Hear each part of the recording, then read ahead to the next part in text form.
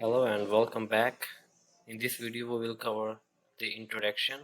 So let's start this video. So what is HTML? HTML stands for Hypertext Markup Language. It is the standard markup language for creating web pages and web applications. With CSS and JavaScript, it forms a trade of cornerstone technologies for the World Wide Web. So here's what the HTML code looks like.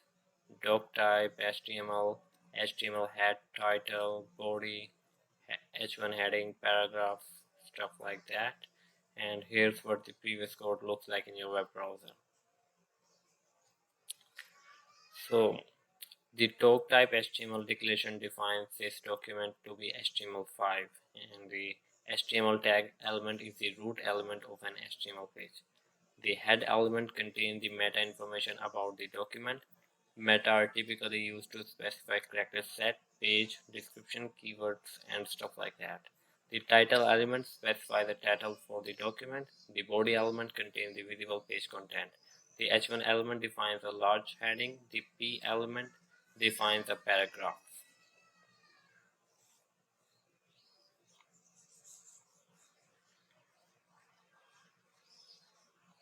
So the HTML page structure will be look like this. This is the HTML. The whole section will be cover the HTML, and this is header section, title, body, all the heading, paragraph inside the body. Okay. HTML tags are element names surrounded by angle brackets. So tag name and content goes here, like h1 tag, paragraph tag. HTML tag come in pair like T and paragraph. This is for paragraph tag. The first tag is the start tag, and the second tag is the end tag.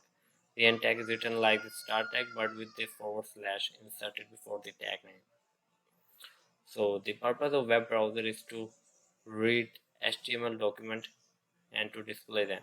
The browser does not display the HTML tags but uses them to determine how to display the document. Yeah, that's it for this video. I will see you in the next one.